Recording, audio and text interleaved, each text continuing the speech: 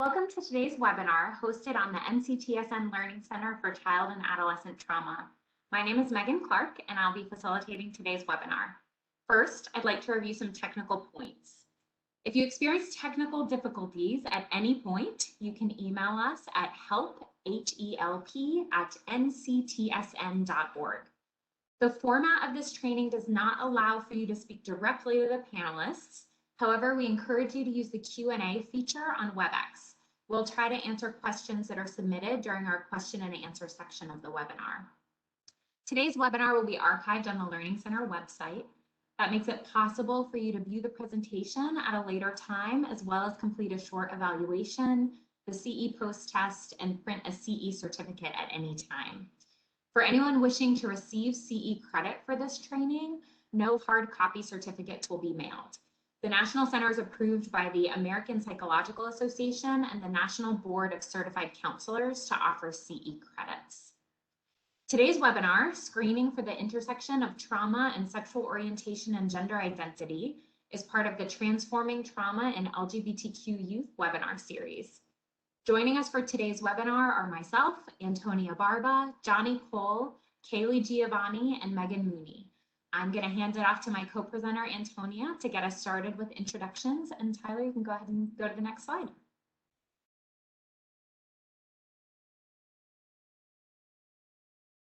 And hers, and I want to start by acknowledging and apologizing that I'm not with you on camera today. Unfortunately, technology was not on my side, but I am here and present, just very excited to be in this space with everyone. So as you can see, we're going beyond just our professional bios to share a little bit more about our identity. And the reason is because as leaders in the National Child Traumatic Stress Network and really in our role today as educators and community builders, we recognize that these are important aspects of all of our identities. It's important to acknowledge them and the ways that they may impact our view and our experiences of the world, as well as the ways that we are perceived and experienced by others. And just like we are asking folks to support our clients in bringing their full selves to the work, we also want to model this work of inquiring and reflecting on our own identities, and that's a part of being able to make this space for clients to bring their full selves. We need to be aware of our own. So professionally, I work in community mental health. I've been in that field for about 15 plus years. I work as a director of a program that provides a lot of young adult peer mentorship and support to teens and young adults who are in child serving systems, and do a fair amount of training as well. And I'm the co-chair of the NCTSN's SOGI collaborative group. As I've shared, my pronouns are she, her, and hers. I identify as cisgender, bisexual, and queer. I am both Latina and white, and I hold white skin privilege.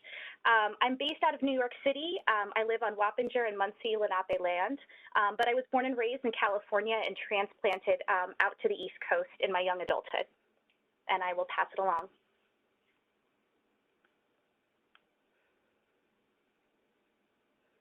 She, her, and hers pronouns. Oh, thanks, Tyler. My name is Megan Clark. I use she, her, and hers pronouns. I identify as cisgender, queer, and pansexual, and am white. I'm at the National Child Traumatic Stress Network at the National Center for Child Traumatic Stress. I'm based in Durham at Duke University there, and I live on Lumbee and Shakori land. Hi everyone, I am Johnny Cole. I am the Director of Equity and Student Supports for the Lexington Public Schools in Lexington, Massachusetts, just outside of Boston. I identify as a cisgender and gay man. My pronouns are he, him, his. I am biracial and Asian. I am located, as I said, near Lexington. I actually live in Concord on Nipmuc, Massachusetts, and Pawtucket land. And I was born and raised in California, and I've been in the Boston area for almost a quarter of a century. Hi all, my name is Kaylee Giovanni. I use she, her, and her pronouns. I identify as a cisgender female queer woman. I am white. I currently live in Atlanta, Georgia on Muskogee Creek land. I was born and raised in the Midwest before moving to New England. as well. And I have been in child welfare for about 10 years, and I'm also the co-chair of the NCTSN SOGI collaborative group. Good morning, good afternoon. My name is Dr. Megan Mooney. Pronouns are she, her, and hers. I'm a cisgender lesbian woman, white identified. I'm based in Houston, Texas in private practice. And I am at an intersection of a variety of tribal lands, primarily of the Karankawa and Sana tribes. And I am from a family of northern transplants to the south. I've lived in a variety of places across the southeast, but have lived in Texas for about the past 18 years. And you've heard us all reference our tribal land acknowledgements, and we would encourage you all to look at the resources we provided here on the slide, and I believe that Megan is adding to the chat also, so that you all can do further research into why these land acknowledgements are important in your own work and in presentations moving forward.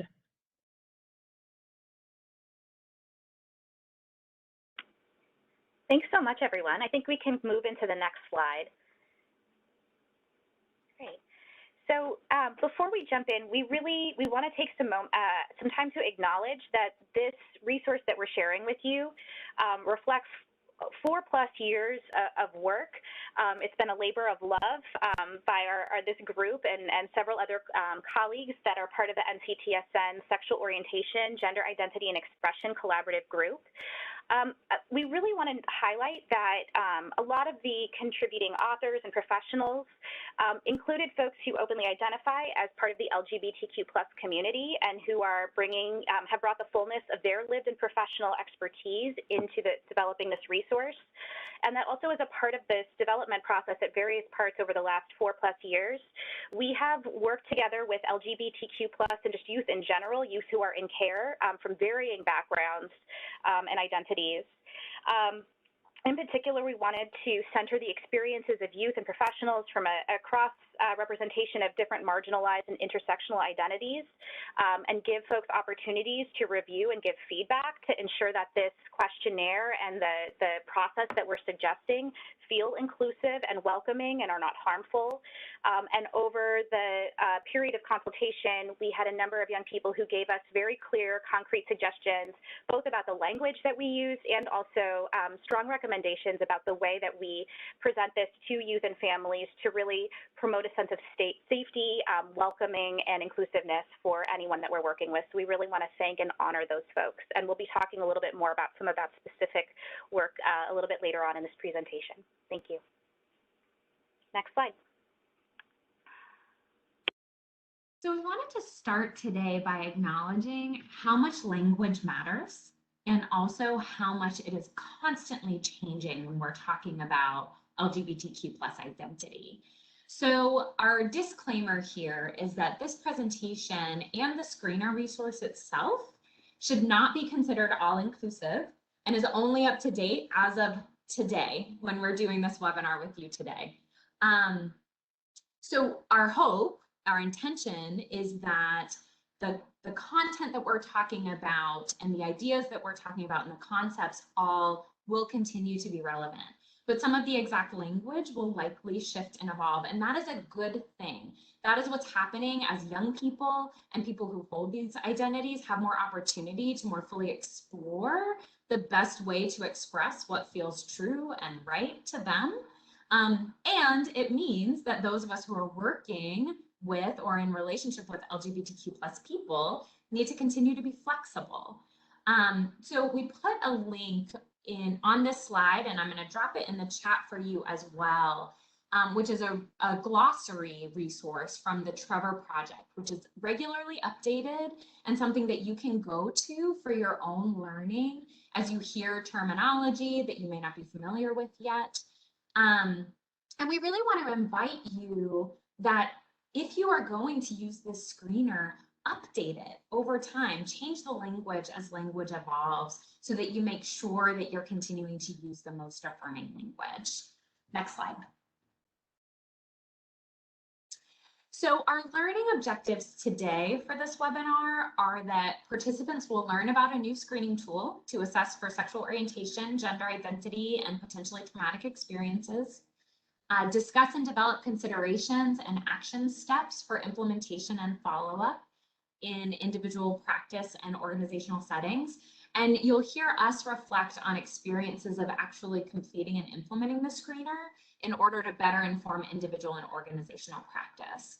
So one thing that we wanted to acknowledge is that this is not an LGBTQ plus 101 training. So similarly to the last slide, there may be terms that you hear today that we actually aren't going to stop and define because this is not what this particular webinar is about. But there are a ton of resources that are available that have more foundational training and can talk through more of this LGBTQ plus 101 content. We have a link on the slide, and also I'm going to put this one in the chat as well for where you can find some of those trainings and resources. And we really want to invite you in this moment, go ahead and click on that link that we put in the chat for the Trevor Project, pull up a web browser, and if we use terms that you don't understand as we go through, go ahead and look those up as we go. You can pull up another browser with Google, which also is a super helpful place. And that can be an opportunity, even starting today, to familiarize yourself with where you can find those terms if they come up in your practice and you're not familiar with them. Next slide.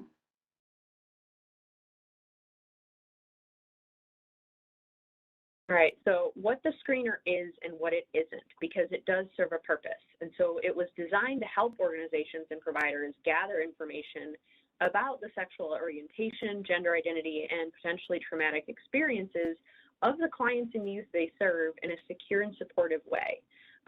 And by doing this, we can also prevent our treatment practices from resulting in additional trauma later. The screener is intended to use for children and youth age 7 through 18. We want to seek to highlight the common risk factors and the critical importance of screening for trauma exposure, PTSD, and post-traumatic stress symptoms. And when we talk about preventing trauma, things such as dead naming or misgendering, those are things that we can prevent in the future by administering the screener with all youth. And the screener can be used as a supplemental information gathering tool as a part of an intake or assessment process within your organization. It's not intended to be utilized alone. It would not serve purpose of just doing it by itself. You can use it to supplement any other assessment tool you may have. And we want to reiterate that the trauma a youth experiences does not inform or cause or create a young person's sexual orientation or identity.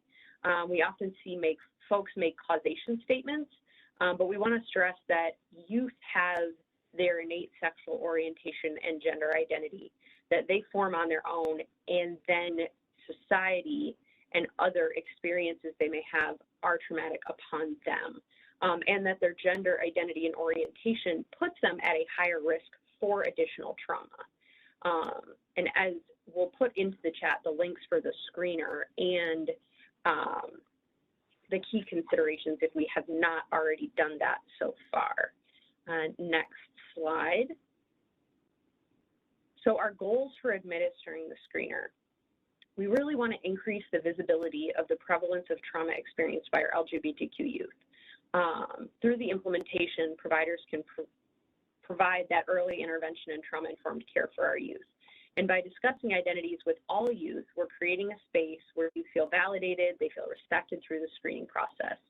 And when we talk about building that therapeutic and supportive relationship with young people, it's critical we create that space where they do feel vulnerable and safe enough to share their identity information with us. And utilizing the screener as a part of your entire agency's or even within a department's process, it allows for the normalization of respectful conversation relating to the youth's identities.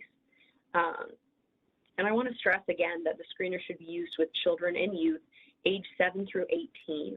The screener includes questions about gender identity intended for youth 7 through 18 and questions about sexual orientation and behaviors intended for youth 12 through 18. By utilizing the screener with all youth in these age ranges, you as a provider are avoiding assumptions or stigmatization to affirm that a youth's sexual orientation and gender identity is just another typical part of their identity and their growth.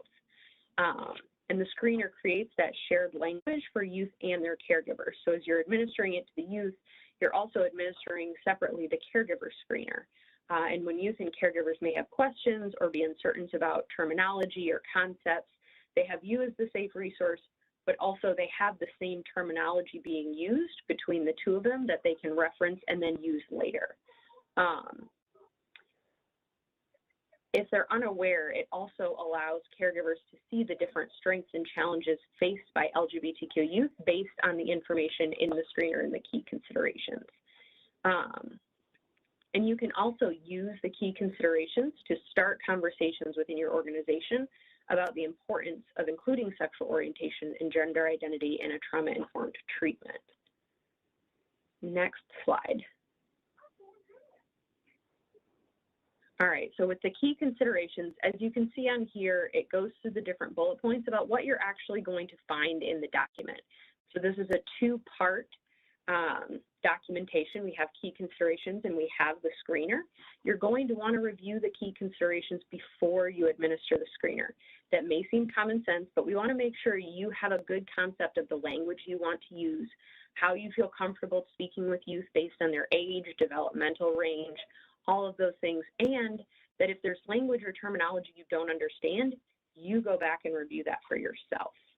All right, next slide. So I'm going to review organizational considerations before turning it over to Johnny to give you guys like real world examples. So when we talk about assessing for organizational readiness, that's where you start having conversations with leadership, with your staff, with folks in different departments to see how comfortable do we feel implementing this, or what changes would we have to make to get our organization ready.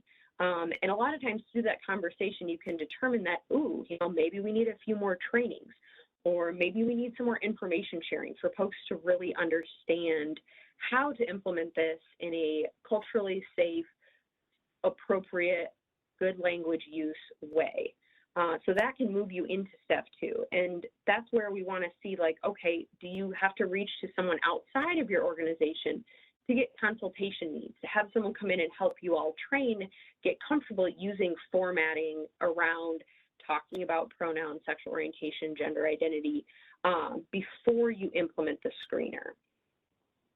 And so with establishing and clearly communicating the practices for maintaining confidentiality related to SOGI. Now this one's important because every state may have different laws, and we're going to talk about confidentiality as a whole separate piece, but it's really important that you know within your organization, how can you keep youth safe?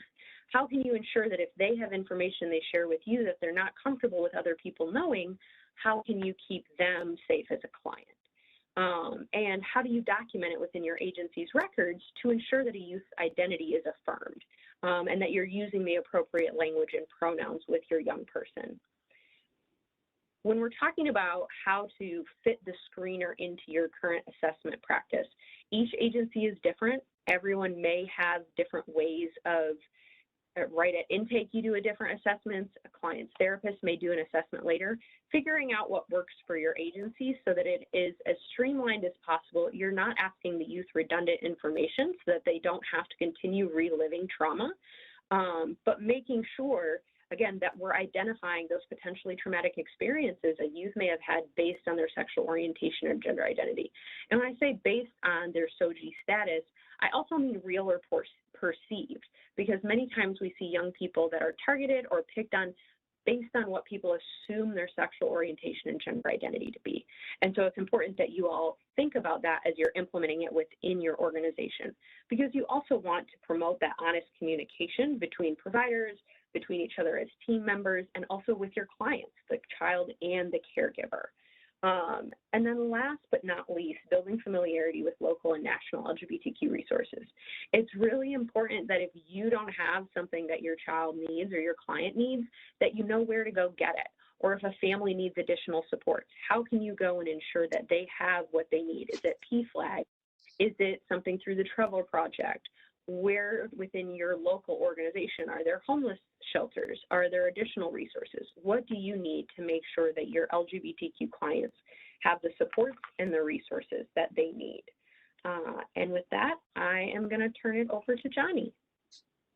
Thanks, Callie. So I am here to talk just briefly about other real-world experiences that I've had in implementing similar practices in an organization. I'm here today both as a parent who has experienced the screener, and then also in my professional role as the Director of Equity for a school system with about 7,500 students and about 2,000 adults working in the schools. About half of those adults are teachers that we put pretty big expectations on in terms of discussing aspects of identity, including LGBTQ plus status. We, as of last year, we have, starting in the kindergarten level, gender inclusive lessons for all students. And so, as you can imagine, we had adults in a lot of different places of readiness to be able to talk with 5-year-olds and up about gender identity, about sexuality, including a lot of other aspects of identity. And so we imagine that many of you in your organizations are in similar places. You might be at various levels of readiness. You might be working with other folks who are and are not ready for certain aspects of this screener. So some parallels I think that are helpful from my work in Lexington is the personal work that is required. So Megan talked a little bit about familiarizing yourself with some of the terminology and that sort of thing. We need to figure out what we don't know and to learn it. And by exposing ourselves to different ways of thinking, coming to webinars like this, that's one way that we can do it. We need to also start to think about how systems of oppression work, and like the assumption of heteronormativity and cisgender identity is part of that system of oppression. And what I tell my staff, and we talk about with older students, is that we have to understand how those systems of oppression have operated against us in order to do the work to help prevent the continued trauma that we've heard some of the other panelists talk about by using the screener. So for some folks, for people who are members of the LGBTQ plus community, it's understanding how those systems of oppression have put obstacles in the path of opportunity. And for folks who are not part of that community, for cisgender folks and heterosexual folks, it's understanding how those systems have actually helped us get where we are. And so that is really, really important in order to be able to do this work. That's the necessary precursor. What we talk about with our staff is, if you're only having these conversations professionally, you're not doing the work. We need to be having those conversations in our personal life as much as our professional life. And then this slide here is actually from Ideas, a group that near Boston stands for Initiatives for Developing Equity and Achievement for Students. I teach graduate level courses with them and do some consulting services. And as we're talking with educators around the Boston area about the systems of oppression and how they operate, what happens is we have this big sphere of concern. So that's the biggest circle there we have. We start to think about, I'm very concerned about the impact on the youth that I work with. And then our sphere of influence, how can we affect change, is relatively smaller. And then the very small sphere of control, right? What can we actually control in terms of dismantling these systems of oppression and make sure that the youth that are in our care we're caring for them the best way that we can. And that can be really overwhelming.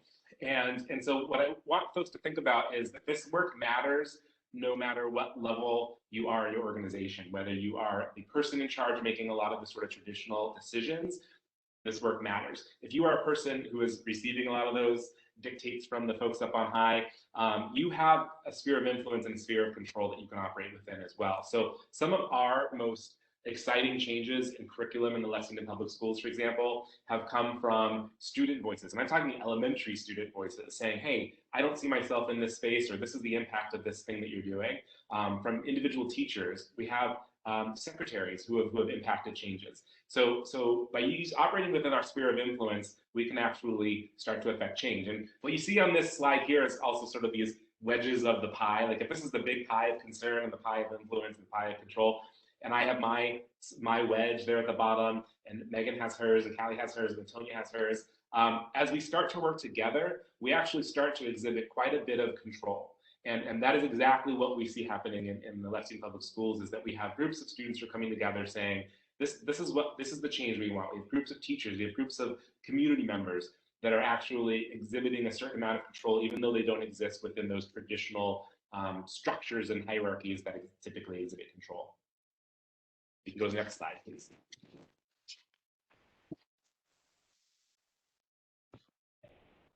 Okay, great. So now that Johnny's helped us to think about our spheres of control, I know that a lot of us here are clinicians, and so we're going to be thinking about within our offices how we might be able to use this screener. So, you know, and Kaylee helped us think about structurally and organizationally what are some of the things we might need to be thinking about. So I'm going to help us think now about clinically, what might we need to do to start getting ready to use this screener.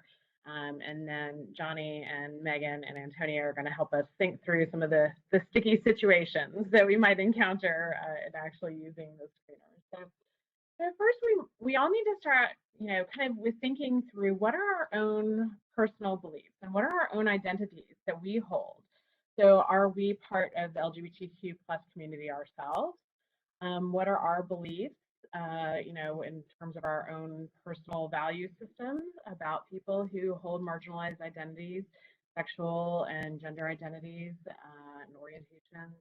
What are our potential sources of biases?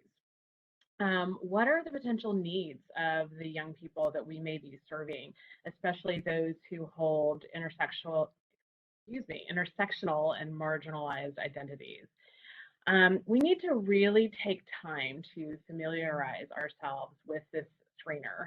Those of us who have been working on this for now several years and tweaking the language and the data supporting the screener, you know, have put a lot of time and effort into this, and even so, you know, have really found nuances in the language around it and what we take it to mean. And so we hope that you will do the same and make it your own, but know what the questions are before you go in and sit down in a room with people to use this for the first time. Practice asking the questions and think about how you might explain items to caregivers and to young people. And to refer back to those resources that Megan referenced earlier about especially language and terms about which you might be unfamiliar. And to be thinking about these age ranges that we are recommending. Yes, we are talking about 7-year-olds and talking about gender identity and pronouns and names with 7-year-olds and their caregivers. And there's reasons why, because data supports that. That children that young know things about themselves and their gender. And so we want you to be prepared to talk with families about the rationale for using this screener and the potential benefits of asking these questions and knowing this information for them. We want you to have time and space to talk with youth and their caregivers separately about the screener and asking these questions. And so be thinking through, you know, what's going to make sense in terms of preparing for the screener and using it. Next slide, please. So then in practice, as I just referenced, you will give this separately. And so with youth, think about confidentiality, and we're going to talk more in depth about this in just a moment. But you're going to want to be clear, very clear about confidentiality and what this means in particular around the information that we're gathering with this screener. And thinking about, for young people, what does this mean in terms of their own treatment goals and what this information means in terms of their identity and what this information means in terms of where it goes from here. And thinking about, you know, where they're at right now in terms of their trauma history, their experiences, and how these things may intersect with one another. Being open to who they're identifying as important caregivers in their world. The concept of chosen family is a very important one in the LGBTQ plus community. So they may come in with biological or legal caregivers, and those may not be the only or most important caregivers in their world. And then thinking about the importance of their values that may be different than those of those caregivers who have brought them in. And then thinking separately about the caregivers who have brought those young people in with them, and that they may have different feelings and thoughts and beliefs based in their morals and religious systems and whatnot, and providing a safe space for them to show those and share those with you as well. providing a safe space to assess and talk about and explore those with those caregivers, and a safe space to assess for their beliefs that may be rooted in cultural and religious systems about sexual orientation and gender identity. They may or may not be aware of their young person's gender identity and sexual orientation, and allowing space and openness for that. And then really relying on our clinical skills of good reflective listening and validating those concerns, both of caregivers and young people. Next slide.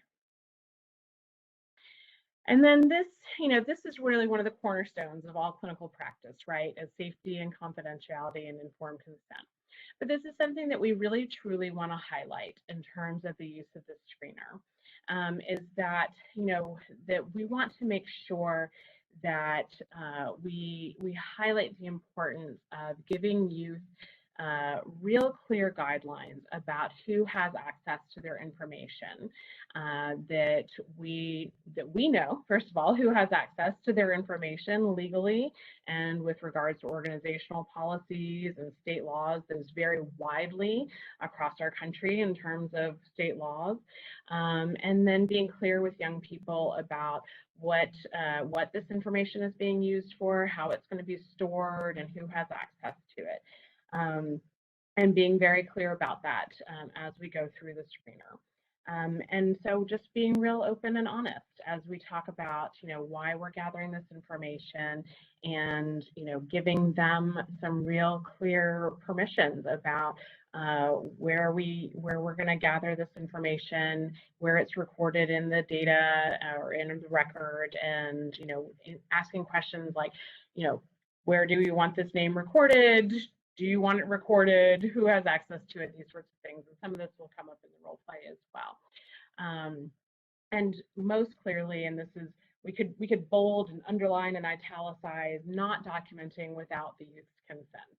And that's something that really we want to emphasize so clearly here, because the dangers of rejection are so important for the young people who have a marginalized identity related to their sexual orientation and gender identity, that put them at risk for additional traumas are so clear.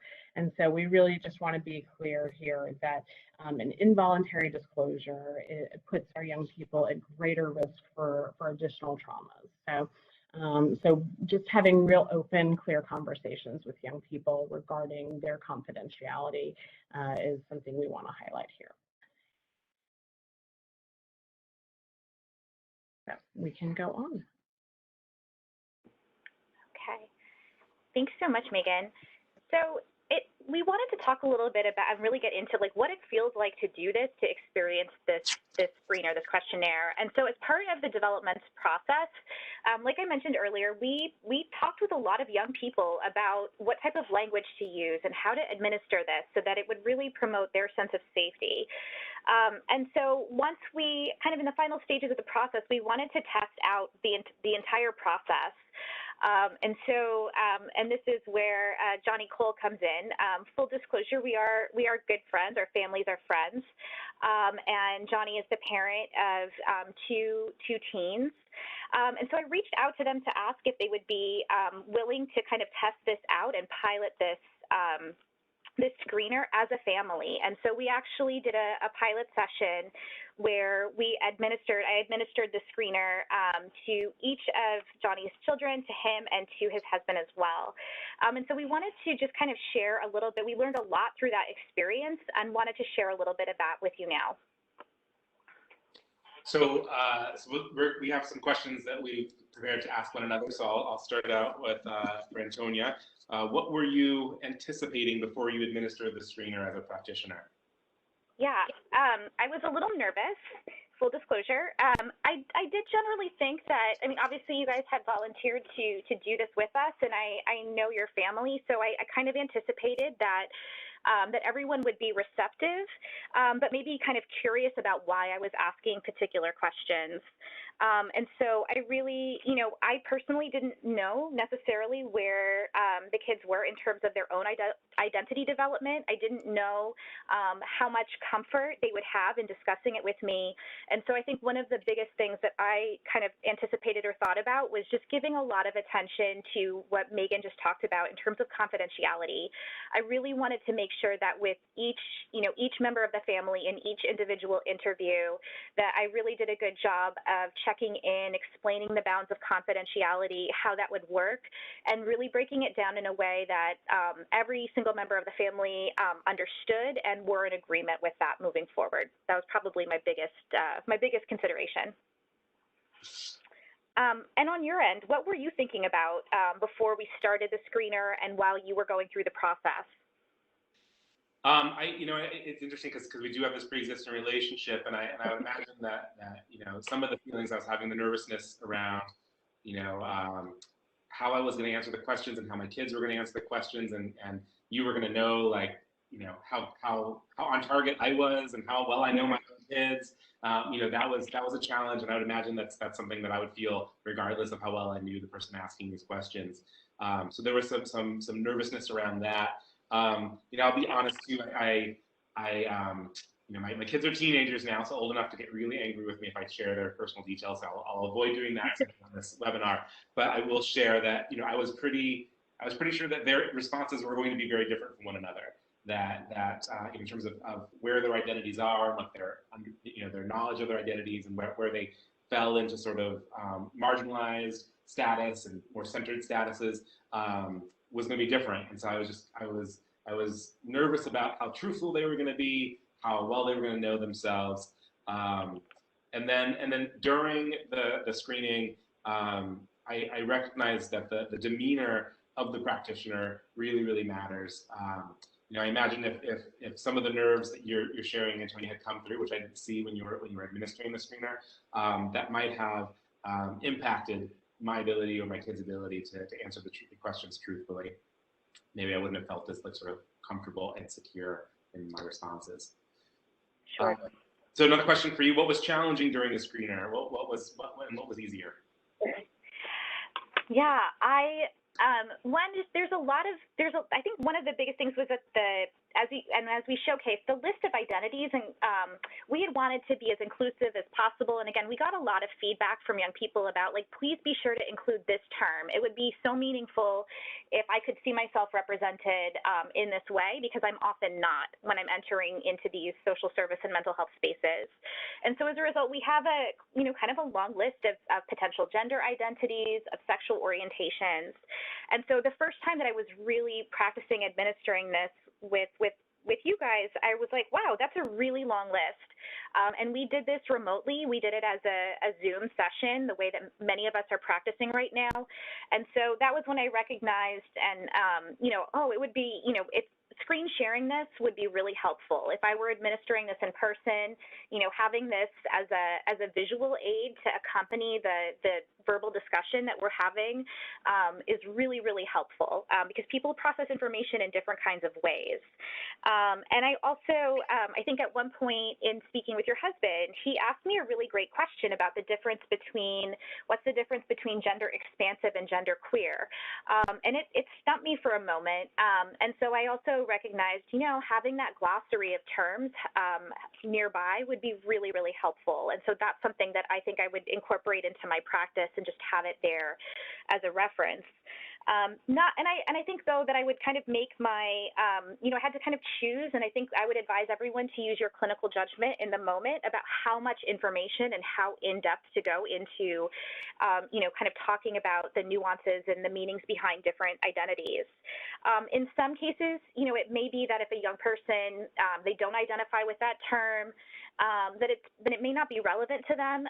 But I also think about using this screener as an opportunity to engage and build awareness in psychoeducation.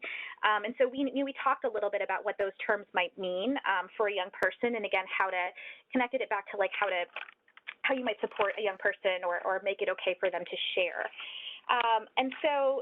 And I think in the case that when we administered it, I did it first with each of your children and then met with you and your husband. And so I think that was maybe another kind of challenging point, was just I was very mindful of some of the things that you named, that I was going to be having access to information about your kids that they may not have shared with you or wanted you to know yet.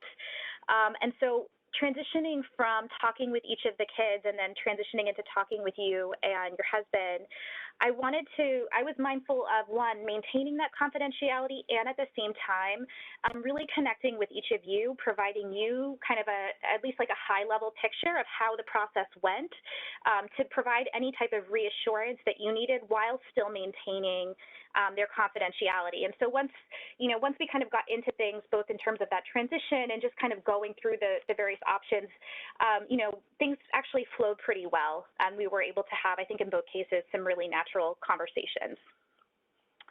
And so that kind of leads into my next question for you, which was what were some of your feelings that came up for you, knowing that your children were going to be asked very similar questions, knowing that your husband was also going to be asked those questions? There was, as you were getting into some of the vocabulary and whatnot, some of the same thoughts that you just shared came up for me, and about differences between certain terminology, expansive versus queer, and those sorts of things. And again, I'm speaking from a person who, I'm the person in my district that people call when they want to know the difference between those things. And so, I had a certain amount of nervousness, even though I do this work every day as part of my day job. I mentioned just being nervous about how accurate my responses were going to be in relation to my kids. I think too, what came up for me was even some of the thoughts around like how I was going to answer the questions differently from my husband. And I know a lot of folks, practitioners that administer the screener, will probably only administer to one caregiver, not two or more. And I would think those would still be in my head even if Todd hadn't been asked the same questions. I would be thinking, am I answering this correctly for both of us? And how is he going to feel about the way that I'm responding to these? So that was something that came to mind. And the last thing I think that I think of in response to this question is how important it is to ask these questions, separately from the caregiver and youth. And this is in a family where, I'm pretty sure my kids are gonna think, that it's okay if they are part of the LGBT community. They have two gay dads. And at the same time, that parent-child relationship trumps so much of the identity stuff. They are still teenagers and they want to keep certain things private, and they're growing in that way. And so, even in a family where this stuff is openly talked about, openly discussed, we march in parades and all that stuff, it is still important to give them their own private space to have these conversations. So after we finished the screener, my family did the screener, all four of us, what did you learn about any additional considerations? You shared a couple at this point, but any considerations or preparations that clinicians need to think about? Absolutely. I think the one that we've been talking about really is like parents are going to want to know if their kids are okay, if there's anything that they should be aware of from a safety or risk perspective. So just being mindful again of how to navigate those bounds of confidentiality. Again, I really want to advise folks who are on this webinar, if you haven't had a conversation with your supervisor or folks in leadership roles in your practice around how to navigate confidentiality related to sexual orientation, gender identity, please do that, so that you don't find yourself in a position where maybe you are having to share something that's risk related. So thinking about how that critical information can be shared, even if it's just to say like, hey, like your kids are okay, like we were able to get through this process and they asked some questions and it went really well. How to hold, know that we can hold back. We can still share kind of general themes without getting into the specific details about a child's identity. So just being mindful of that. I think also just hyper aware that this is the start of a conversation. It's not the whole conversation.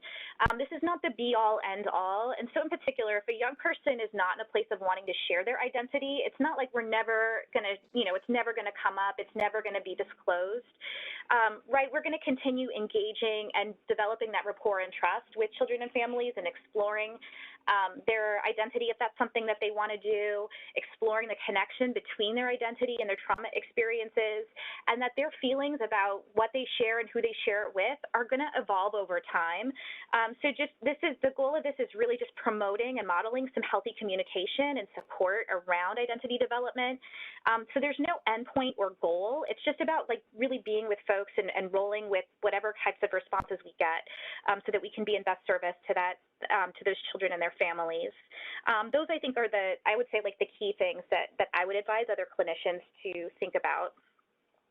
And so my final question for you, Johnny, is as a caregiver, right, with two very different children, and also kind of weaving in and considering the professional role that you have in working with children in education, any thoughts and kind of final thoughts before we get into the role play, things that you would like to share about how this screener can really, how we can all use this screener to improve our practice, to really ensure that we're doing our best job to make sure that all families feel welcomed and supported and valued? Yeah, it's, it really, for me, comes down to how important it is to make this part of the intake process for all children, for all youth.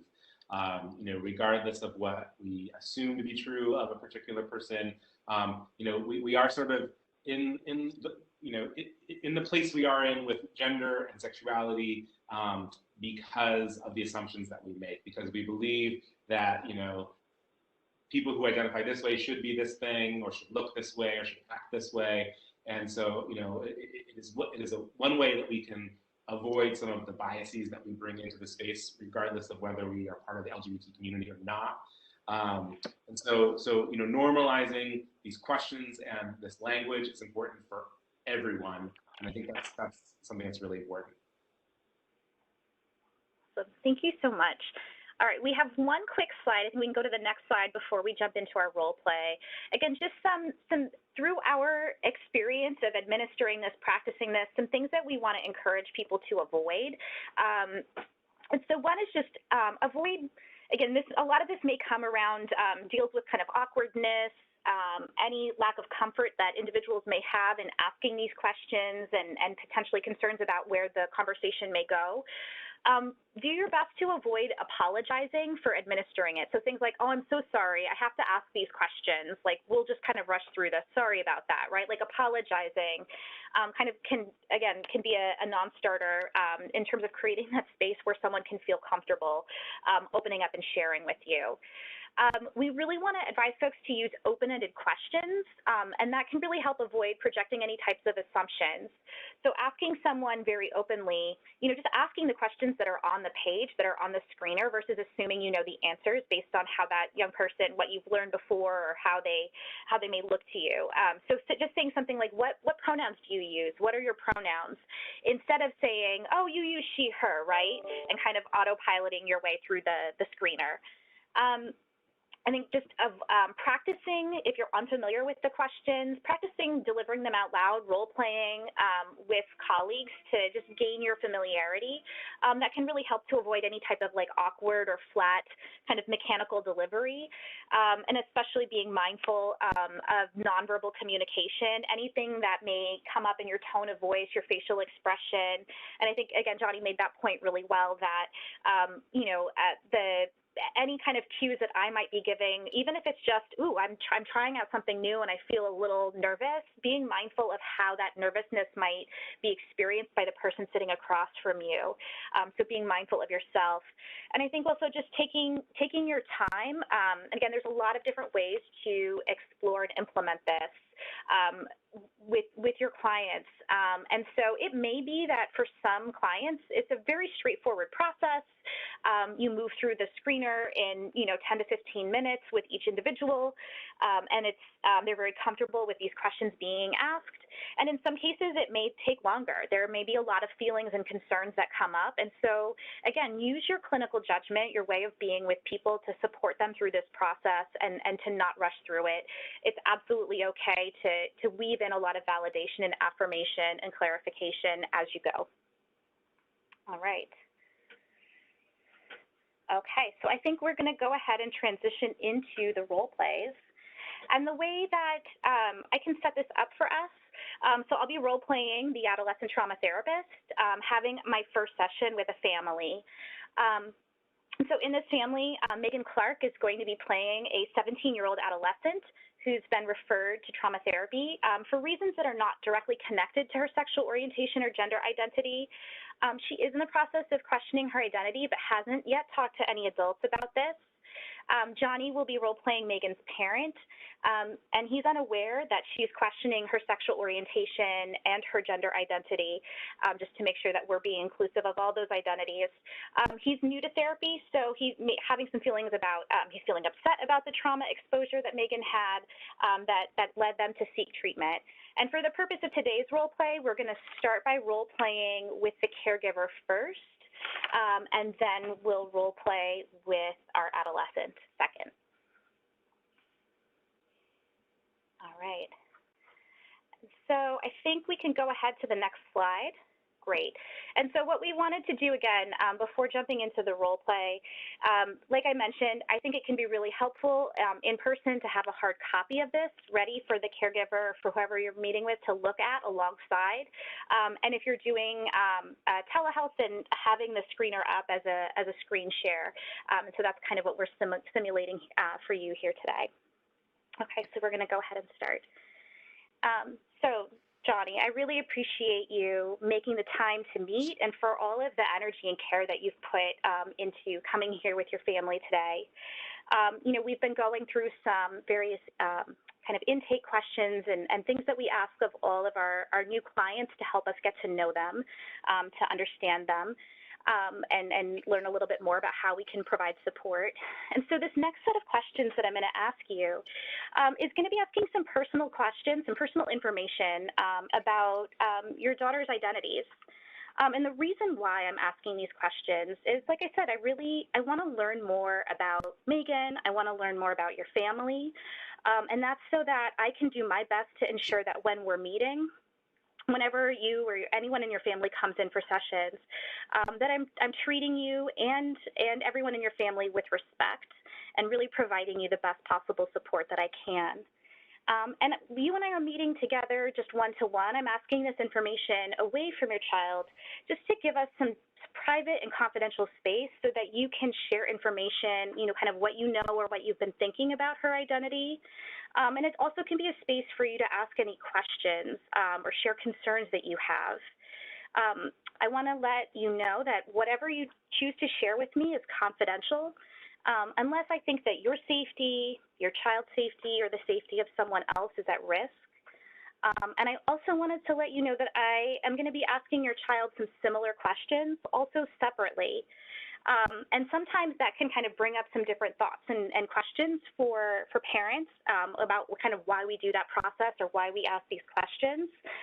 So I just want to kind of pause and see if you have any questions or thoughts about anything that I've shared so far. So like when you talk about identity, like what do you mean? What are you going to be asking about? Yeah, so I'm going to be asking some questions just about like really basic stuff, like what name does she prefer? What pronouns would she use? I've been using she, her, but it may be that she prefers different pronouns. I'm going to be asking questions about how she kind of thinks about or describes her sexual orientation and her gender identity. You know what? You don't have to worry about that stuff because that's not why we came to the therapy. Yeah. So you're feeling like that is not something that's really relevant to have included right now? No. I mean, she uses she, her. Like, yeah, that's. I'm not really sure what it's relevant for. Yeah, and I want to say I appreciate you bringing that up. It may not be relevant to why she's being, why she's here, and the trauma that she's experienced. But we've learned through the work that we do with children and families that just asking those questions and getting a sense of how, who someone is, that can really help us, one, like I said, to just refer to them in a way that is respectful and helps them to feel safe. And also because sexual orientation and gender identity are really important parts of everyone's identity. And in particular, we know that that's really important for teenagers. Sometimes they may have questions about it. They may be exploring. Maybe sometimes in their minds even there may be a connection between their identity and the trauma experiences that they've had. So here at this program, we make a practice of asking every single child and every single family member just to give people the space in case it brings something up for them. And we've found that that's really helpful in terms of like really helping children and teens to feel supported and to feel safe to share. What do you think about that?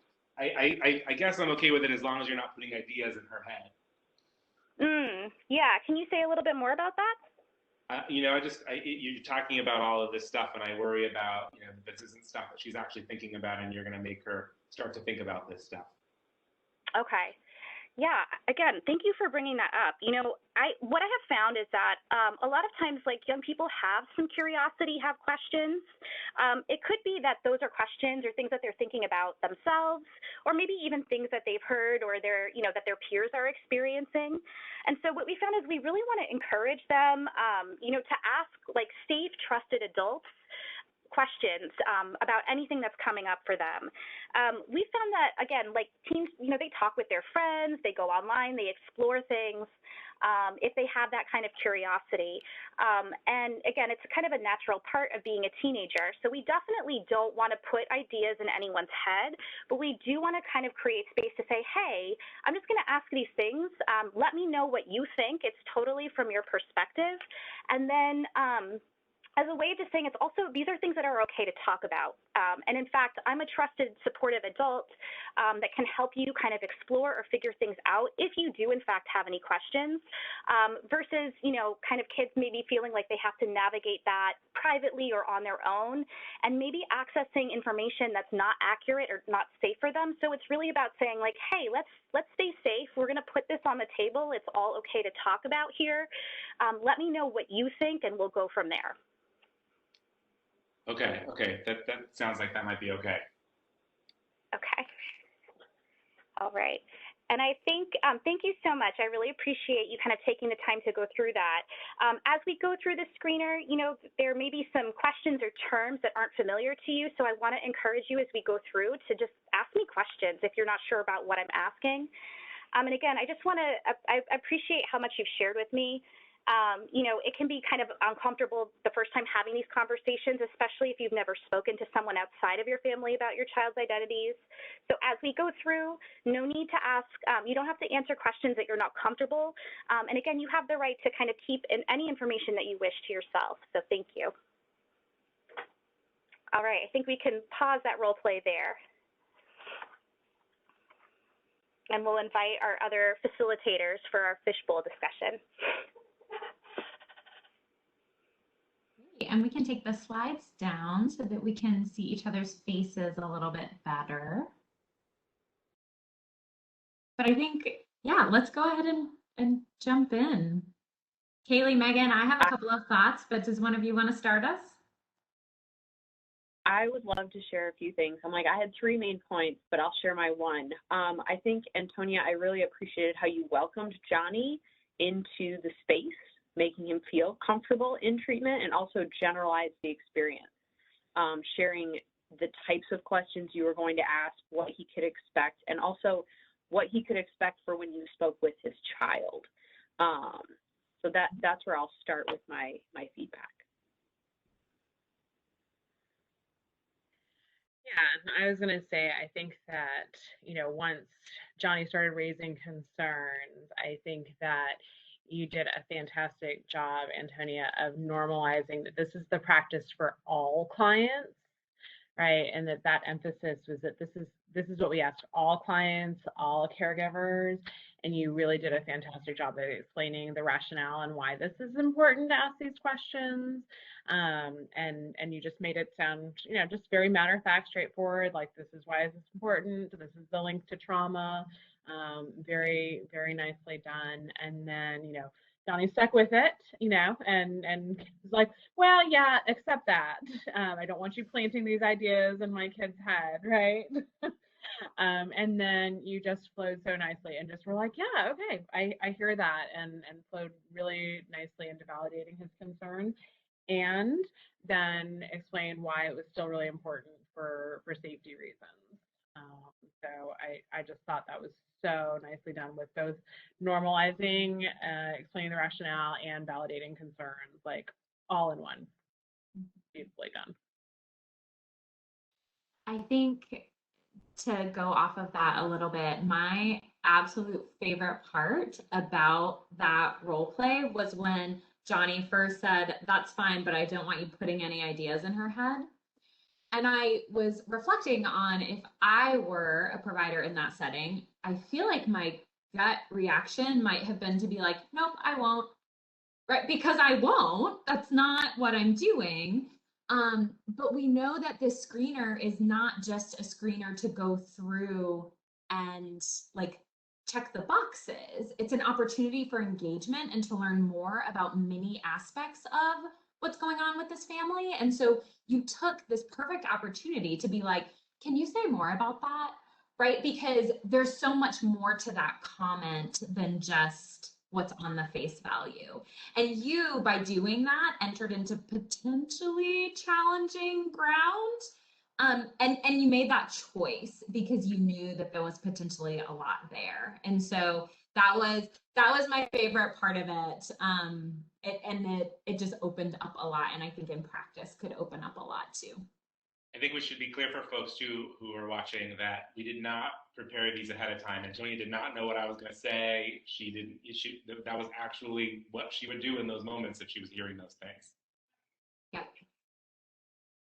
Say to follow up on that, I really want to share how it was with Antonia's like relieving of those reluctance and anxieties, like sharing how it's so important to have that affirming, respectful, and accepting space, but also that those are her core values as a provider. That's not the care that your child's going to get. You are also going to get that care. Like everyone in your family will be treated with the utmost respect and acceptance, regardless of identity, because everyone gets that care through this practice.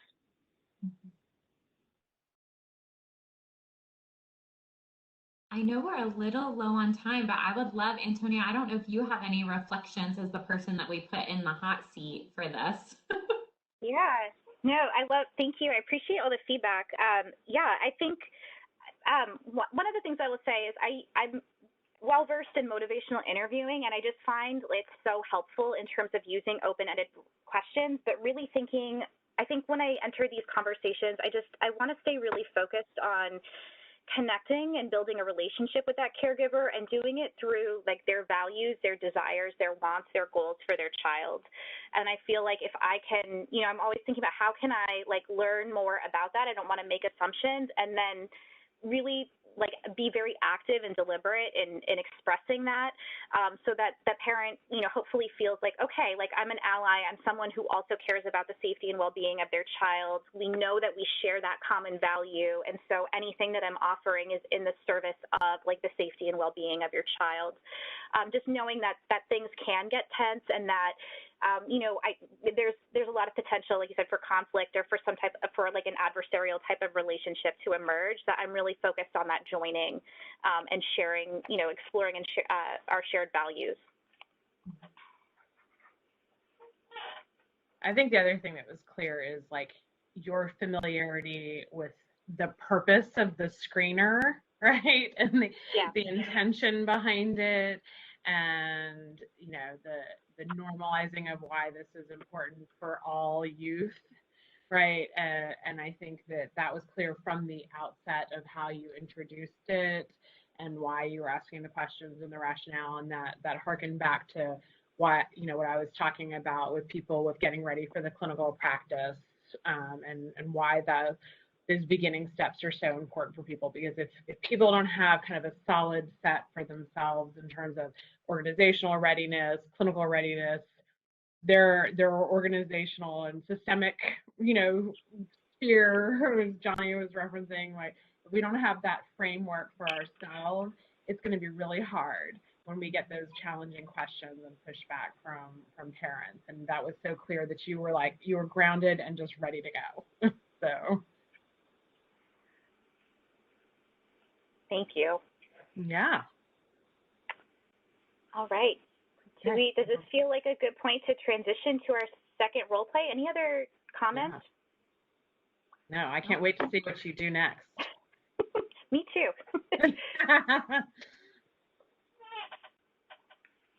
Okay, so I think we can go ahead and put our slides back up. So again, in the way that I would either have a hard copy of this in person or screen share if I was meeting with someone virtually, if we could go ahead and pull up that set of questions. Almost there. Great, there we go. Okay, all right. So we wanted to give you guys a little bit of a sampling of different types of questions. So we're going to move forward. Instead of starting at the beginning, we're going to accelerate forward to the second question. So I want folks to imagine that Megan and I have also kind of had an introductory conversation around the bounds of confidentiality and the purpose behind asking these questions. We've determined that she would like, that she likes to use the name Megan, and so now we're going into pronouns. All right. So thank you so much for what you've shared so far, Megan. We're going to go ahead and move into the next set of questions, and it's the next question is just, what are your pronouns? And so you can see there's a list of some pronouns that have been more commonly used by young people. And so you can choose from any of these options or tell me, which pronouns really feel the best for you to describe yourself. So you can pick from any of these. You can also choose more than one. Sometimes people have multiple pronouns that they use. And so the options that are here for you, I'm going to go ahead and read them through, but please, follow along. The options that we have here are he, him, she, her, they, them, sie, their, and her. You may not be sure about your pronouns. You also may feel like you don't want to respond, that you'd like to keep that to yourself for now. And then there's also a blank area here where if you don't see your pronouns represented here, where you can we can write your own in. So what feels true for you? Do you really ask everybody these questions, or are you just asking me? Oh, I'm so glad you asked that question. These are questions that we ask of every single young person that we meet with here. We think that it's really important for people to be able to identify the pronouns that feel right and feel true for them. And also, we recognize that you and I are just getting to know each other, and that it may take a little bit of time before you or any other young people feel comfortable sharing this information.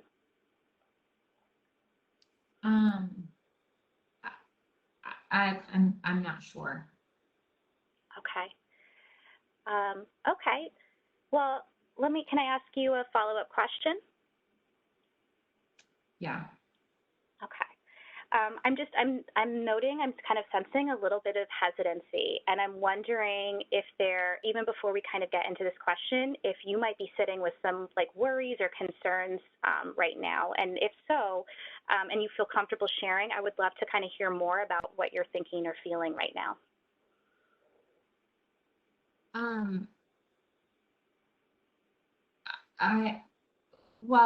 You can just put she, her. People call me she, her. Okay. I can definitely put she, her if that's what you feel comfortable with. And also, we talked a little bit about confidentiality, and you can even kind of see some of the next questions that are down here. I'm a little bit wondering, and I could be off. I'm wondering if you're also kind of feeling you want to, potentially you might have some other pronouns that you want to use, but that you're not necessarily comfortable sharing them or having other people know that about you. And so one of the things that I wanted to make sure that you and I were both really clear on is, again, that whatever you share with me here is confidential between you and me, unless there's some kind of risk of you being harmed or someone else being harmed. I've definitely worked with young people before who have a set of pronouns that they use with most of the people in their lives. And then sometimes they have a different set of pronouns that they use when they're meeting with me or meeting with other people in the program. And then we're able to use those pronouns and keep them confidential. So I'm happy to mark down she, her, if that's what feels truest for you. And also, again, I want to offer that if you are maybe you're not sure or you're thinking about other pronouns, that those are also, you're welcome to share them here, and that's something that we can keep confidential if that's what feels best for you. You're really not going to talk to my dads about this? No, I really am not going to talk to them about that unless you want me to. But you can absolutely share what you want to share about your pronouns. And if your preference is like that just stays between you and me for now, then it just stays between you and me for now. Like,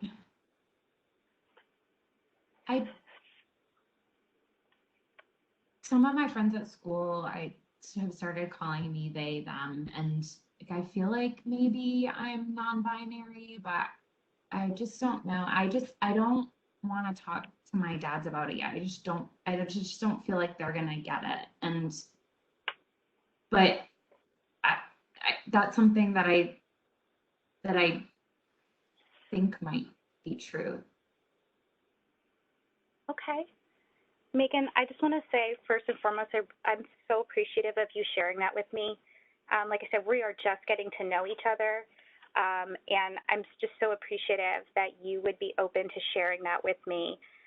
So absolutely, if I can mark down they, them, I can also include she, her, because it sounds like you're using both of those pronouns.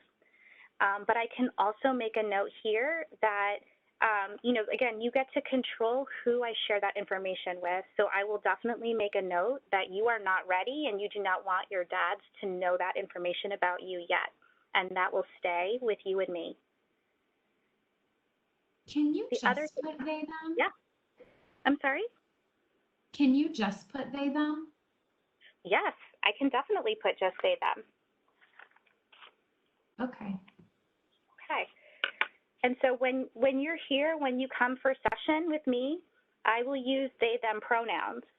And if you ever feel differently, if you feel like your pronouns change, just let me know and we can make that change. Is it okay if I ask you a couple more follow-up questions? Yeah. Okay. So I just want to make sure that I'm really clear. So if I'm talking to either of your dads or kind of I don't know, at some point maybe I'm talking to it makes sense for me to talk to like a teacher at your school or something. If I'm talking to anyone else, like in your family, in your circle, what pronouns would you like me to use when I'm talking with them? She and her. Okay. Great. I'm going to write down that they and them is for us and she, her with your family, or if we're talking with anyone in your school. And probably actually what I'll do is if I am ever talking with anyone else, I'll just ask you what pronouns you would like me to use when I'm talking with them, just so that we're really clear about that. Another question that I have for you is, there's other staff here at the clinic that like when you checked in with our receptionist. You may at some point maybe meet with other members of the treatment team here, like a psychiatrist, for example. Would you like me to, what pronouns would you like those folks to use? Would you like other staff at this organization to know that they should use they, them pronouns, or would you prefer that they use different pronouns?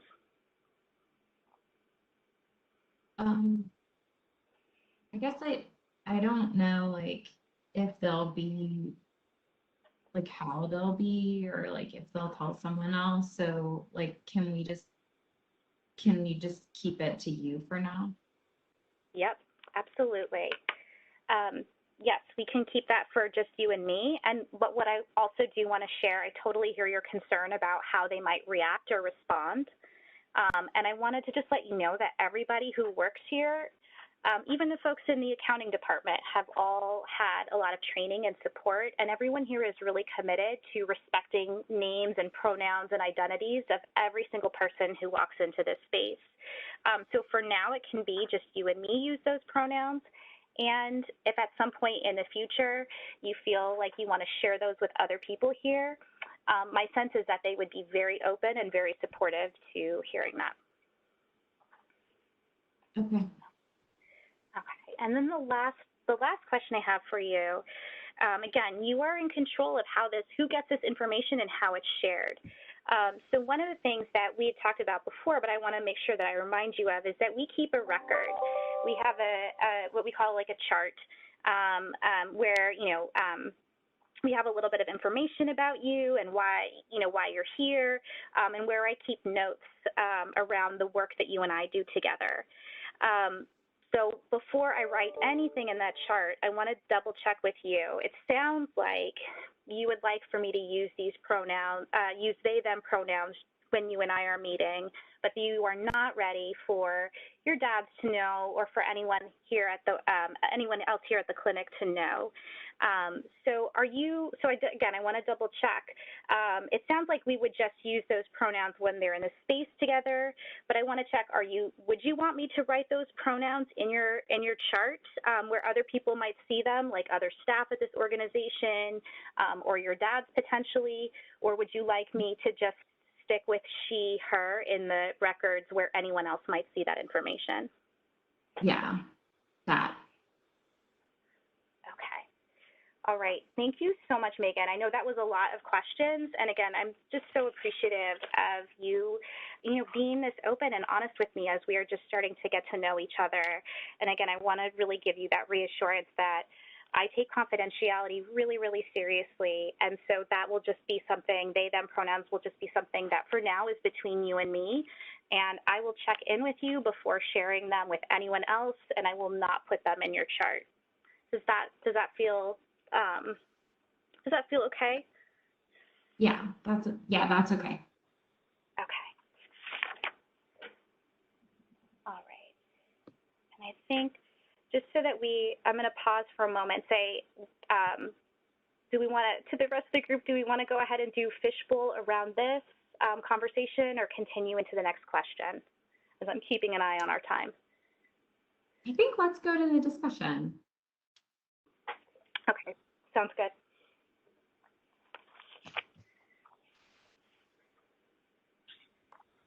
I just want to reiterate, I really liked, Antonia, how you picked up on Megan's hesitation, and really you took the time to pause, reassure her, create that safe space, and reiterate confidentiality and her physical and emotional safety. Like that's really important. It's not just the physical safety, but you're also emotionally safe here.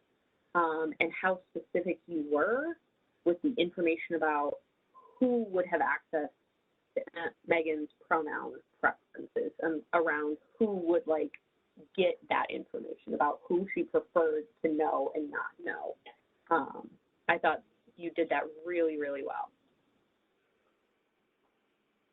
I agree. I think you did such a nice job of both opening the door and expressing, a curiosity, but with caution, just saying I'm getting the sense I could be wrong, but just want to open the door, right? But while also being very clear about the confidentiality, kind of creating the space, right? And it's all about giving the space for the conversation. And then I think equally important, on the back end of it, expressing your appreciation for the trust that Megan did show you in sharing the information with you, because I think that bookend was so important, that she did. Megan took that leap with you, so I think that was really great.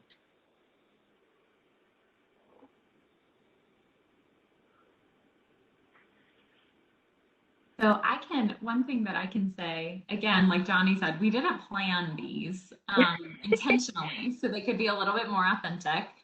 And it was completely my intention to be super tight-lipped about pronouns, go to the next question, and then ask you to go back to pronouns, right? Because that flexibility of being willing to do that is really important.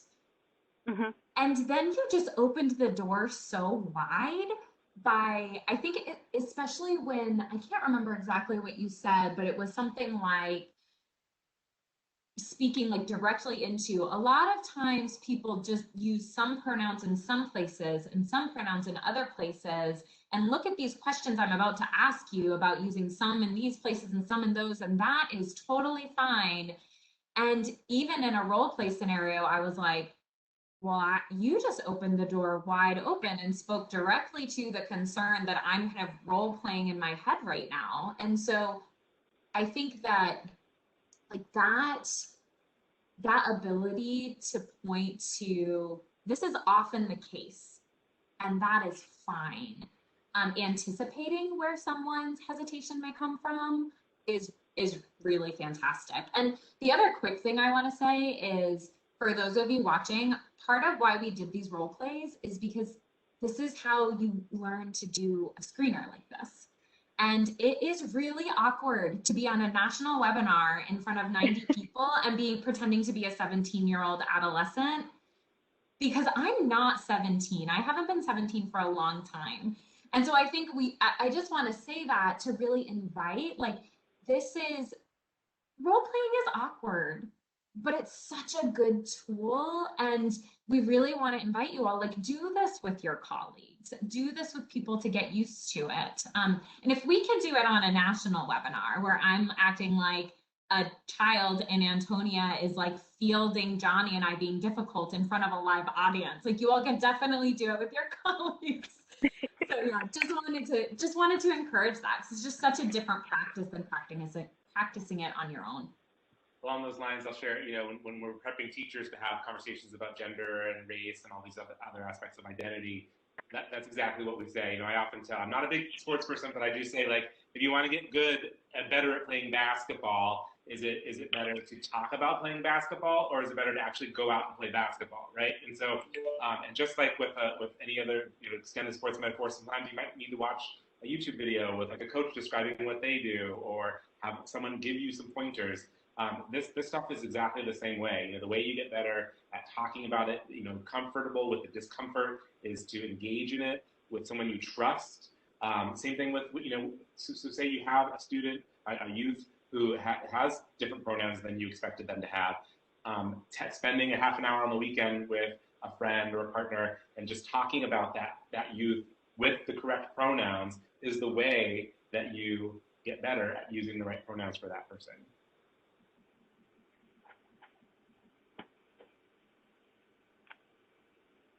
All right, I know that I'm going to be the buzzkill because I'm watching our time, and I know that was such an amazing role play, but we've got a very short amount of time, and I know we've got one more little tiny slide to wrap up, and a couple of things in terms of like allowing like at least one Q&A sort of thing. But I'm going to start talking, Tyler, while you pull back up slides. But Antonia, thank you for modeling amazing clinical skills throughout the role play and for piloting with Johnny and his family. Johnny, thank you for volunteering your family to help pilot the screener for us. So, for those of you all here with us today, this has been a labor of love, truly. And we really do want you to think through thoughtful implementation of the screener in whatever your practice setting is.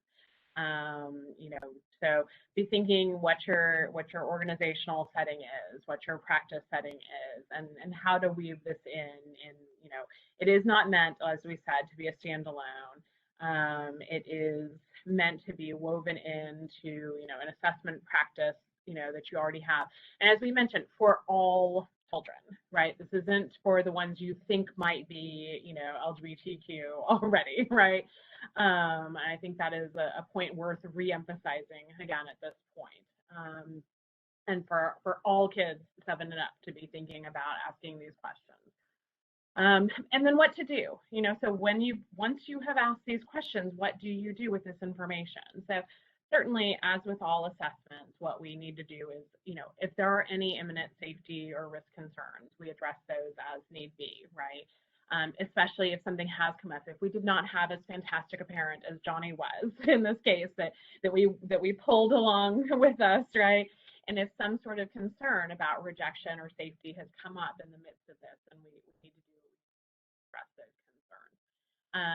If there have been things related to the young person's sharing of their names or pronouns related to documentation that we need to address and figure out what to do related to a medical record or a treatment scheme or whatnot, we take appropriate steps.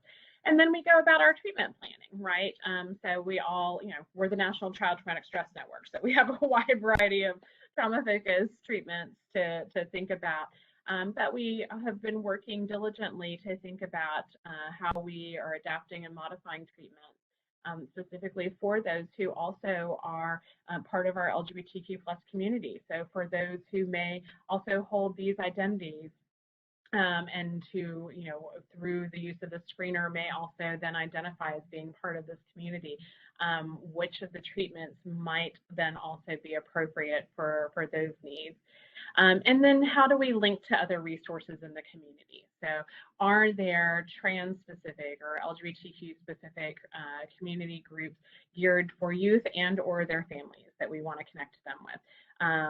That is beyond the scope of this screener to put you all in touch with all of those resources, but we want you to do that work and to be thinking ahead of time about gathering your resources together so you have those ready to give the families. And to be thinking about psychoeducation and family support and religious and cultural support and have those resources ready to share with families at the conclusion of your assessment. So with that, we hope that this has been useful. We have a whole entire probably 3.5 minutes for any burning questions that are left here. I know we have been trying to field some through the Q&A throughout our past time together, but with that, I will zip it and see what we've got left. Thanks, Megan. So, I think I'm going to pose just one question, and it's one that came up that you all answered in the Q&A, but in case folks aren't looking at the Q&A, it came up a couple of times, so I think it's worth bringing up. And that is, how do you use this as part of a broader trauma assessment? And how do you deal with redundancy or overlap? So if someone could quickly speak to kind of how this fits within a broader trauma battery, I think that would be great.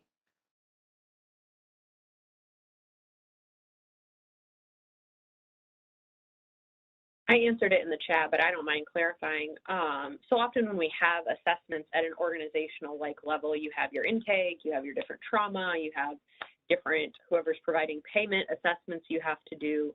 And so what I have done is look at where are similar questions, where is it redundant, where am I going to be asking kids to relive trauma, and then where can I pull out questions? Like if I know I'm administering 2, 3, 4 screeners as a part of my intake or a part of my initial assessment, I'm going to ask a question and then I'm going to go through as I continue on and remove or redact other questions if I feel like a youth has already answered that. And that's something that, I have felt comfortable doing in my practice. And I always just make sure that I'm not losing information, that I'm not taking away a question where I might miss another part of a child's answer based on their lived experiences or their identities. And that's why this screener is so important, because it specifically focuses on potentially traumatic experiences youth have had based on their real or perceived sexual orientation and gender identity. And so if you're looking at your generalized trauma assessment, if you're taking those questions and then you can add on well, have you ever experienced any of this in relation to this identity? That can be a way where you can merge and incorporate the question so that you're not asking a trauma question and then coming back and asking the same trauma question with just a slightly different lens.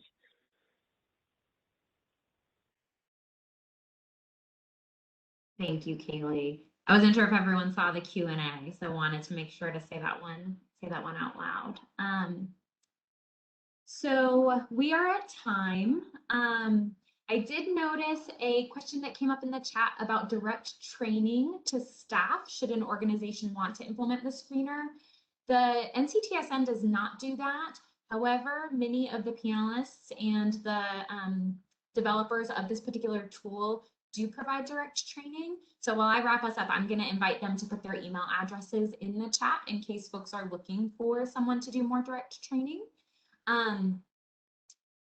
And I'm going to go ahead and wrap us up. So this concludes today's webinar. First and foremost, I want to thank the youth and families who contributed their lived expertise to the development of this screener, including Johnny and your family. I also want to thank my co-presenters today, the Sexual Orientation and Gender Identity and Expression Collaborative Group, and also the National Center for Child Traumatic Stress Technology and Product Development teams, particularly Tyler Bedgood, who's on with us, helping us run tech today. I'd also like to thank each of you for joining us. And please remember to log on to the NCTSN Learning Center and complete the evaluation and the CE post-test for this webinar. We actually look at the evaluations and continue to improve our training. So thank you for joining us today.